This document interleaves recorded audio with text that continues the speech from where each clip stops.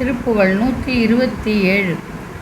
கடலை பொறி அவரை பலகனி கழைநுகர் கடின குட உதர விபரீத கரட தடமும் அதன் அழின சிறுநயன கரிணி முகவரது துணைவோனே வடவரையின் முகடு அதிர ஒரு நொடியில் வலம் வரு மரகத மயில்வீரா மகபதி தருசுதை குரமினோடு இருவரு மருவு சரசவித மணவாளா அடல் அசுரர்கள் குலம் முழுதும் மடிய உயர் அமரர் சிறையை விட எழில் மீறும் அருண கிரண ஒளிரும் அயிலை விடு அரகர சரவண பவலோலா படல உடுபதியை இதழி அணி ஜடில பசுபதி வர நதி அழகான பழ நிமலை அருள் செய் மழலை மொழி மதலை பழனி மலையில் வரு பெருமாளே பழனி மலையில் வரு பெருமாளே. எந்தவித வேண்டுகோளும் மற்ற துதிப்பாடல் இது. கடலை பொறி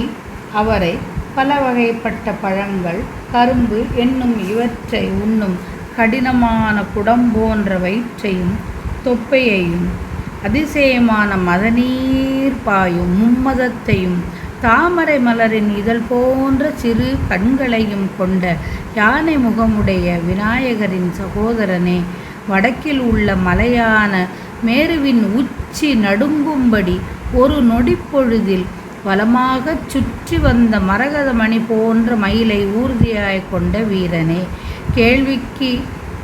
வேள்விக்கு தலைவனான இந்திரன் பெற்ற மகளான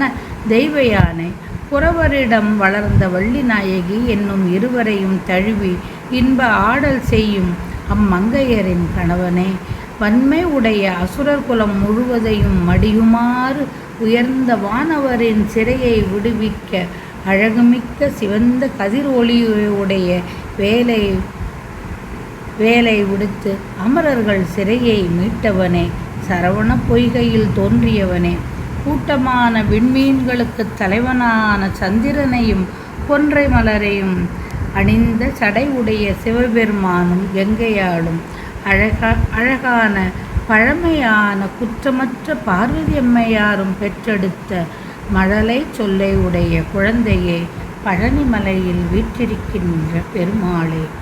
பழனி மலையில் வரு பெருமாளே பழனிமலை அருள் செய் மழலை மொழி மதலை பழனி மலையில் வரு பெருமாளே என போற்றி துதிக்கிறார்.